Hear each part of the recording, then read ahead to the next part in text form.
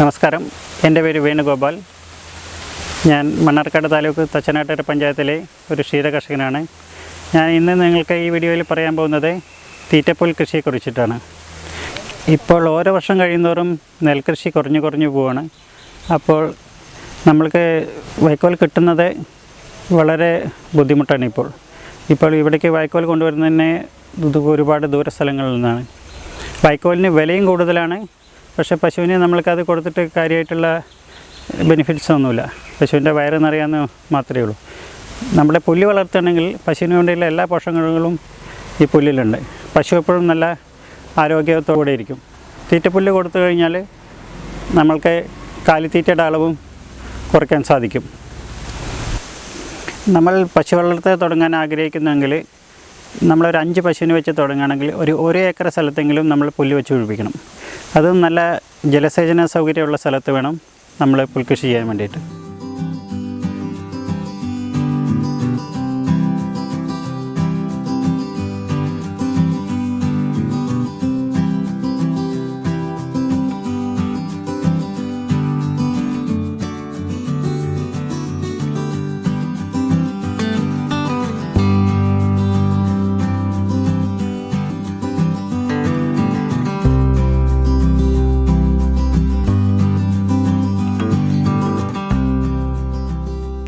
നമ്മളാദ്യം പുല്ലെങ്ങനെ നടുന്നതാണ് കാണിച്ചു തരാൻ പോകുന്നത്.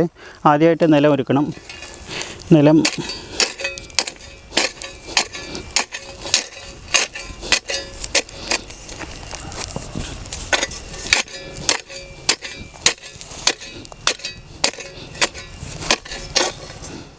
നമ്മൾ പുല്ല് നടാനുള്ള കമ്പ് വെട്ടിയെടുക്കുമ്പോൾ ഇതേപോലെ ഒരു 2 കമ്പ് വരുന്ന രീതിയിൽ വേണം താഴെയും മേലെയും മുറിക്കാൻ. മുറിച്ചതിന് ശേഷം നമ്മൾ മഴക്കാലത്താണ് നടുന്നുണ്ടെങ്കിൽ ഇതുപോലെ ഏരിയ ആക്കിയിട്ട് കുറച്ച് മണ്ണ് ഹൈറ്റിൽ വെള്ളം നിൽക്കാത്ത പോലെ ആക്കിയിട്ട് നടുമ്പോൾ ഒരു കുറച്ച് ചെരിച്ചിട്ട് വേണം നടാൻ.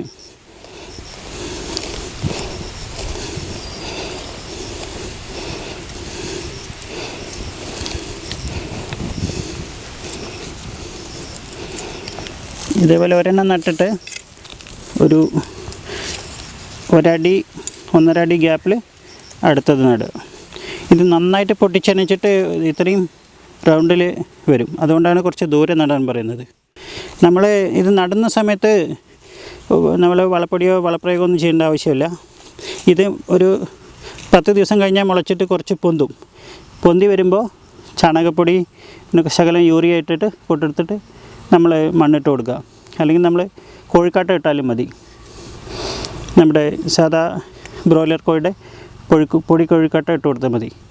നമ്മളഥവാ വേനൽക്കാലത്താണ് ഇത് നടുന്നതെങ്കിൽ നമ്മൾ കുറച്ച് ഇതുപോലെ ചാലാക്കുക. ഇതുപോലെ ചാലാക്കിയിട്ട് ഈ ചാലിൽ നടുന്നതായിരിക്കും നമ്മൾക്ക് നല്ലത്.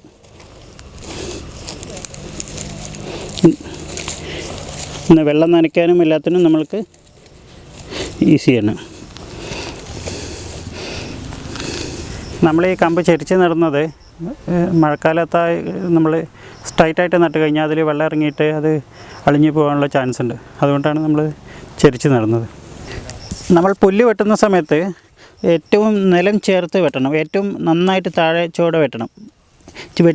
എന്നാലേ നന്നായിട്ട് ഫുൾ അമ പൊട്ടി വരുള്ളൂ. അല്ലെങ്കിൽ നമ്മൾക്കൊരു 2-3 തവണ നമ്മൾ വിചാരിക്കും 1 ഇഞ്ച് മേലെ വെച്ച് വെട്ടിയാലാണ് ഇത് നന്നായിട്ട് അമയ്ക്കുമെന്ന്.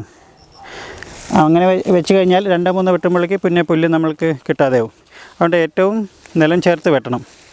മഴക്കാലമാണെങ്കിൽ വെട്ടിയതിന് ശേഷം നമ്മൾ ഇതേപോലെ ചാക്ക് ഇതിൻ്റെ മുകളിൽ ഇടുക. പിന്നെ രാവിലെ വെട്ടിയെങ്കിൽ ഇടുക. പിറ്റേ ദിവസം ഒരു ഉച്ചയാവതോടുകൂടെ ചാക്ക് എടുത്ത് മാറ്റുക. അല്ലെങ്കിൽ മഴക്കാലത്ത് അത് അളിഞ്ഞു പോകാനുള്ള ചാൻസ് കൂടുതലാണ്.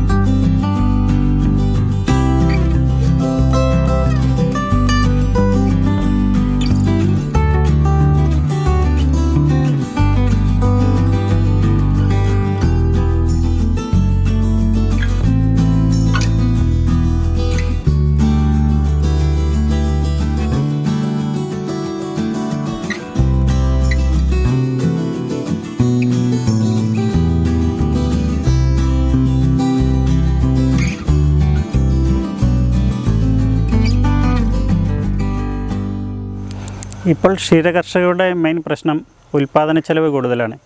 കാലിത്തീറ്റയുടെ വില വർധനവ്, വൈക്കോലിൻ്റെ ലഭ്യതക്കുറവ്, പിന്നെ കൂലിച്ചെലവ് കൂടുതൽ. ഇതെല്ലാം വെച്ച് നോക്കുമ്പോൾ നമ്മൾക്ക് പുൽകൃഷി ചെയ്യുന്നത് വളരെ ആദായകരമാണ്. നമ്മൾക്ക് പുൽകൃഷി ചെയ്തിട്ട് 45 ദിവസത്തിൽ നമ്മൾക്ക് വിളവെടുക്കാൻ സാധിക്കും.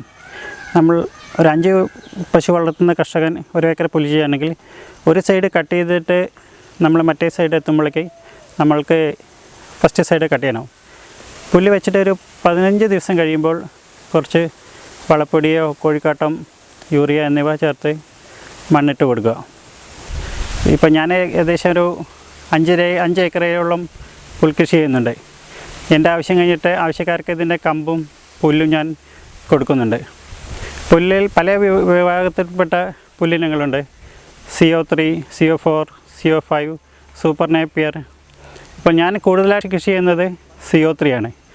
പിന്നെ എല്ലാം ഉണ്ട്, CO5 ഉണ്ട്, സൂപ്പർ നേപ്പിയർ എല്ലാം കുറേശ്ശെ ചെയ്യുന്നുണ്ട്.